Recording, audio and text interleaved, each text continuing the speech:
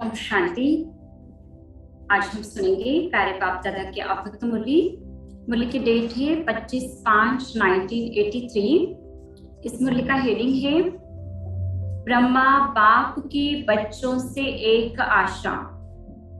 ब्रह्मा बाप की बच्चों से एक आशा।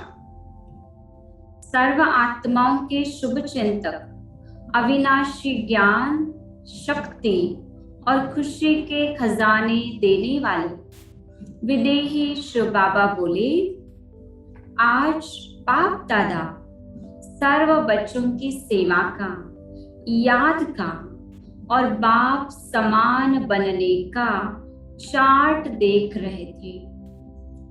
बाप दादा द्वारा जो भी सर्व खजाने मिले, बाप को निराकार और आकार रूप से साकार में बुलाया और बाप दादा भी बच्चों के स्नेह में, बच्चों के बुलावे पर आए, मिलन मनाया।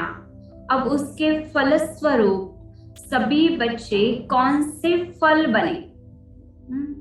प्रत्यक्ष फल बने, सीजन के फल बने, रूप वाले फल बने, वा रूप रस वाले फल बने।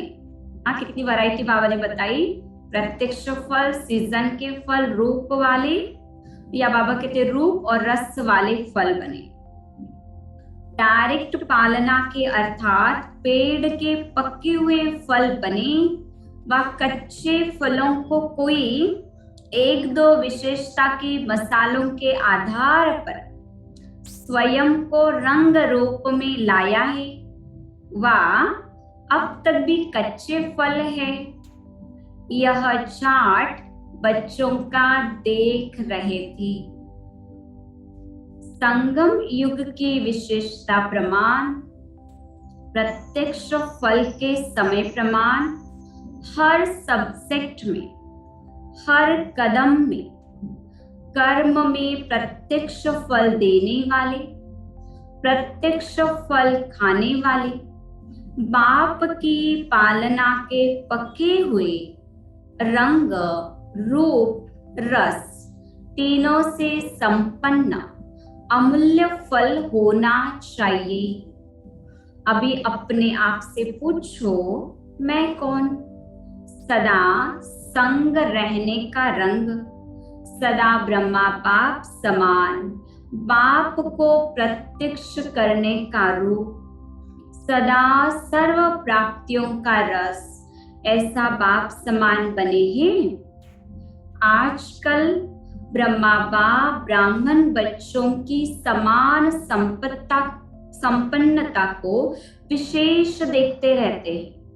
सारा समय हर एक विशेष बच्चे का चित्र और चरित्र दोनों सामने रख देखते रहते हैं कि कहाँ तक संपन्न बने हैं। चित्र और चरित्र, अब कहते दोनों को सामने रखकर बाप दादा देखते हम कहाँ तक संपन्न बने हैं। माला के मन के कौन और कितने अपने नंबर पर सेट हो गए, उसी हिसाब से रिजल्ट को देख। विशेष ब्रह्मा बाप बोले, ब्राह्मण आत्मा अर्थात हर कर्म में बाप दादा को प्रत्यक्ष करने वाली, कर्म की कलम से हर आत्मा के दिल पर, बुद्धि पर बाप का चित्र व स्वरूप खींचने वाली रूहानी चित्रकार बने हो ना। अभी ब्रह्मा बाप की इस सीजन के रिजल्ट में बच्चों के प्रति एक आशा है। क्या आशा होगी? बाप की सदा यही आशा रहती है कि हर बच्चा अपने कर्मों के दर्पण द्वारा बाप का साक्षात्कार करावे, अर्थात हर कदम में फॉलो फादर कर, बाप समान अव्यक्त फरिश्तापन कर्म योगी का पार्ट बजावे। यह आशा पूर्ण करना मुश्किल है, पर सहज है।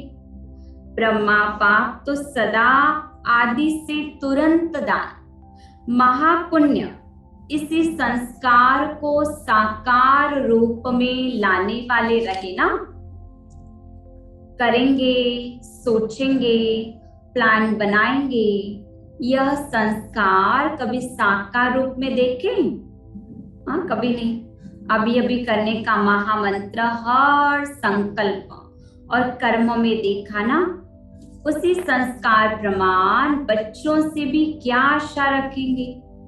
समान बनने की आशा रखेंगे ना। सबसे पहले बाप दादा मधुबन वालों के आगे रखते हैं, हो भी आगे ना। सबसे अच्छे सैंपल कहाँ देखते हैं सब? सबसे बड़े से बड़ा शोकेस मधुबन है ना। देश विदेश से सब अनुभव करने के लिए मधुबन में आते हैं ना। तो मधुबन सबसे बड़ा शोकेस है। ऐसे शोकेस में रखने वाले शोपीस कितने अमूल्य होंगे। हाँ, तो बाप दादा कहते हैं उनके ऊपर उतनी जिम्मेवारी भी है। सिर्फ बाप दादा से मिलने के लिए नहीं आते हैं, लेकिन परिवार का प्रत्यक्ष रूप भी देखने आते हैं। वह रूप दिखाने वाले कौन? परिवार का प्रत्यक्ष सैंपल, कर्मयोगी का प्रत्यक्ष सैंपल, अथक सेवाधारी का प्रत्यक्ष सैंपल, वरदान भूमि के वरदानी स्वरूप का प्रत्यक्ष सैंपल कौन है? मधुबन निवासी होना। भागवत का महात्म सुनने का बड़ा महत्व होता है। सारे भागवत का इतना नहीं होता। महात्म सुनने का बड़ा महत्व होता है। तो चरित्र भूमि का महात्म मधुबन वाले है ना। अपने महत्व को तो याद रखते हो ना। बाबा कहते हैं जैसे भागवत का महत्व सुनने का बड़ा महत्व है, वैसे बाबा कहते हैं चरित्र भूमि है। तो अपने महत्व को याद रखना है। मधुबन निवासियों को याद स्वरूप बनने में मेहनत है, पर सहज है। मधुबन है ही प्रजा और राजा दोनों आत्माओं को वरदान देने वाले। आजकल तो प्रजा आत्माएं भी अपना वरदान का हक लेकर जा रही है। जब प्रजा भी वरदान ले रही है, तो वरदान भूमि में रहने वाले कितने वरदान से संपन्न आत्माएं होगी। अभी के समय प्रमाण सभी प्रकार की प्रजा अपना अधिकार लेने के लिए चार ओर आने शुरू हो गई है। चारों ओर सहयोगी और संपर्क में आने वाले वृत्ति को पा रहे हैं ना। बाप दादा कहते मधुबन में सब आएंगे अपना अधिकार लेने। प्रजा की सीजन शुरू हो गई है, तो राजे तो तैयार हो ना। वह राजाओं का छत्र कब फिट होता है, कब नहीं होता। हाँ, तख्त नशीन ही ताजधारी बन सकते। तख्त नशीन नहीं तो ताज भी सेट नहीं हो सकता। इसलिए छोटी छोटी बातों में अपसेट होते रहते। यह अपसेट होना निशानी है तख्त नशीन अर्थात तख्त पर सेट न होने की। तख्त नशीन आत्मा को व्यक्ति तो क्या, लेकिन प्रकृति भी अपसेट नहीं कर सकती। माया का तो नाम निशान ही नहीं। तो ऐसे तख्त नशीन ताजधारी वरदानी आत्माएं होना। समझा मधुबन के ब्राह्मणों के महात्म का महत्व। अच्छा, आज तो मधुबन निवासियों का टर्न है। बाकी सब गैलरी में बैठे हैं। गैलरी भी अच्छी मिली है ना। हॉल फुल हो जाता है तो फिर गैलरी में बैठते हैं। तो बाबा कहते गैलरी भी अच्छी मिली है। अच्छा, आदि रतन आदि स्थिति में आ गए ना। मध्य भूल गया ना। डालिया वगैरह सब छूट गई ना। आदि रतन सभी उड़ते पंछी बनकर जा रहे हो ना।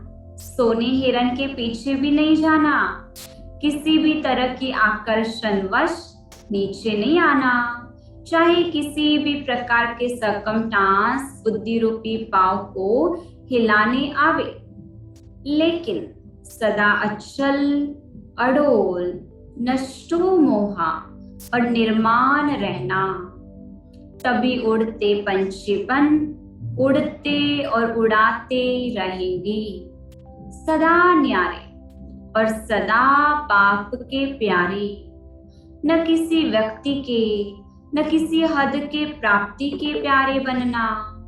ज्ञानी तो आत्मा के आगे या हद की प्राप्तियां ही सोने हिरन के रूप में आते हैं। इसलिए हे आदि रत्नों, आदि पिता समान सदा निराकारी, निर्विकारी, निरअहंकारी रहना। बाप दादा कहते समझा? अच्छा, ऐसे हर कर्म में बाप का प्रत्यक्ष स्वरूप दिखाने वाले, प्रत्यक्ष फल स्वरूप, सदा तुरंत दान, महापुण्य करने वाले पुण्य आत्माएं हर कर्म में ब्रह्मा बाप को फॉलो करने वाले, विश्व के आगे चित्रकार बन बाप का चित्र दिखाने वाले, ऐसे बाप समान श्रेष्ठ आत्माओं को बाप दादा का याद प्यार और नमस्ते।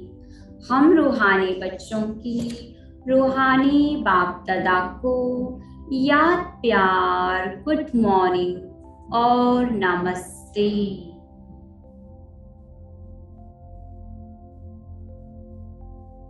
ओम शांति।